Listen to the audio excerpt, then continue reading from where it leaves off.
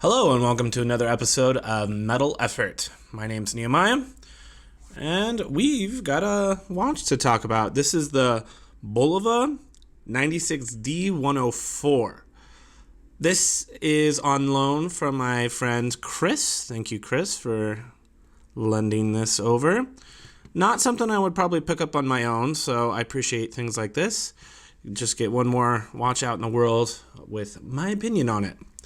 So this is a dress watch. Bulova's been around for a long time. The size comparison is going to be helpful in this one. So this is next to a 42 millimeter Apple Watch. I'll give you an idea on that. Next to the Citizen BD1 8180, BDM 8180. And then I've got that half an hour review of this guy, which is a 42 millimeter, quite a bit bigger than the Bulova. This is going to be a pretty quick review, mostly due to the fact that normally I would do my full dent, the decent, the excellent, the nitpicks, and the terrible. But spoiler alert, this watch has no terrible and no excellent. It's distinctly mediocre. So I've got stuff to tell you about, but it's just going to be two categories. So let's jump right into the decent. And again, this I'm incorporating to the weight because I think it's a good size. This is like a 40 millimeter, about 4.3. Yeah, it's 40 millimeter. It's a stainless steel construction, so pretty heavy for the size. It's not a particularly large watch, but it is kind of heavy. The calendar, there's a calendar on here. It's not perpetual or anything like that. You do need to mark it up on those shorter months, but it's there. You can see it. The loom is okay. It's fine. Let me chart it up here. And then I'm gonna. Can you see that? Barely. Not really. It's only got loom on the actual hands. So it's not like awesome, but it's legible and it's fine. That's okay. Usually when you're wearing this kind of watch, it's not like your daily driver. It's something you wear to like funerals and weddings and stuff. So it's fine. The simplicity of this watch is definitely there. It's not particularly complicated in any regard. It's still got the plastic on the back. I'm not taking that off since that's not my watch. But it's straightforward. You're not going to confuse anybody by, what is this on your wrist? It's a watch. It looks like this. Very simple. It does have, let's see how close I can get here. Get the angle right. These little markings here, those are actual diamonds. So they're incredibly small. I made sure they were there. There's a certificate of authenticity, but I checked them out with this guy. They are down there. There's like a little tinfoil thing kind of surrounding them to kind of highlight it and let it shimmer and show off what's going on there. To give you an idea how much this watch costs, this is $120 brand new on Amazon. Retail is like $300, but pretty much no watches go for actual retail. So the gray market, if you will, about $120.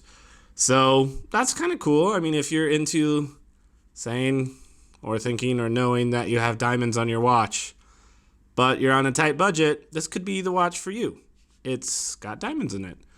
So let's get into the nitpicks. I've got a few.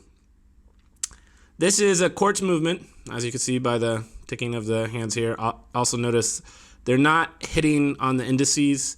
In fact, it's like almost halfway in between the indices is where that second hand is moving, which is kind of frustrating. Something to be expected on a price, watching this price bracket, but still something I'm going to point out. And then that quartz movement isn't particularly efficient. You got to change the battery on this about every 18 months. I don't know. I mean, it's better than like an automatic or something that you've got that has to be worn like constantly. But still, it's like the kind of watch you're not probably going to wear all the time, and you're only going to bust it out for those funerals and weddings. And who knows when the next one is? It might just be longer than a year and a half away. Who knows? So that's kind of frustrating. I feel like, you just pull the crown all the way out to pause the movement of the actual hands. The crystal will continue to vibrate, so it's not going to save your battery forever, but it's going to use up very little of it while you wait for those types of occasions. So keep that in mind. Obviously, you're not going to have a quick adjust or anything fancy like that. In fact, this is a very kind of awkward traditional clasp. You're just forcing it in there and you're forcing it off. It is pretty low profile, but ultimately, it doesn't sit perfectly even all the time. It gets the job done. Hopefully it breaks in a little bit easier, and it would be a little bit more smoother taking it on and off. Hopefully it doesn't break in too much because you don't want it coming off accidentally, but I can't really speak to that. The next thing I want to talk about is something I didn't personally experience, and I didn't want to test, this not being my watch, but there's a lot of reports on the Amazon reviews of this having problems with water. Now, it's supposed to be 99 meters, but people are saying they're like watering their yard with the hose, and the inside of the glass can get fogged up. There was quite a few comments like that. It's enough that, if you're not looking up the Amazon reviews yourself and you're just watching this and you're like, dang, that watch looks awesome, keep that in mind. It's not, I would actively stay away from water if you can, just from the reports that I'm seeing. That's secondhand information. I didn't get to experience it myself, so take that for what it is. The next thing is the crystal display here. This is not sapphire crystal. This is mineral crystal. Again, for $120, I can't expect more than that. I like sapphire better than mineral crystal, but it is what it is.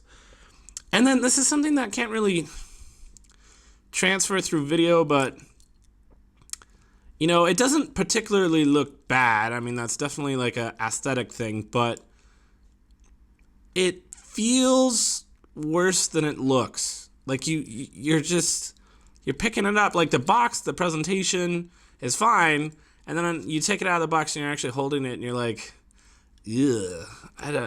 Just that indiscernible feeling of cheapness kind of presides over this thing.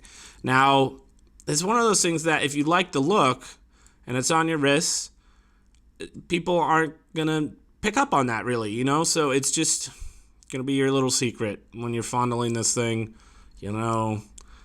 that you're buying it for those rare occasions. It doesn't need to feel particularly amazing. It just is what it is. So what's the conclusion on this? Do I recommend this watch? No, I guess not. I mean, if you've got a $120 budget, I feel like even if you're in the hunt for a dressier watch, you can definitely do better. This has a weird angle to it as far as like you're getting real diamonds and you're getting a semi-reliable watch brand. Bulova's been around for over 100 years. So there's that. I don't know. I think it really boils down to, when you look at this watch, does it make you tingle in all the right places? Go for it. I don't think it's inherently broken, and it's not something that you necessarily need to rely on all the time. If you're buying this watch and you think it's going to be your daily driver, I would actively recommend against it. I feel like the battery life is going to frustrate you. The reports of poor waterproofing are going to frustrate you. The clasp is going to frustrate you.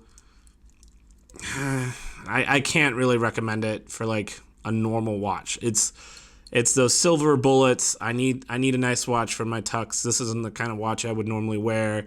I need to pull it out of the drawer and have it ready to be on for that kind of thing. So keep that kind of in your back of your mind if you're considering this watch. It's fine. $120 for 8 diamonds. That's something, I guess. That's it. Thanks for watching. I'll catch you guys next time.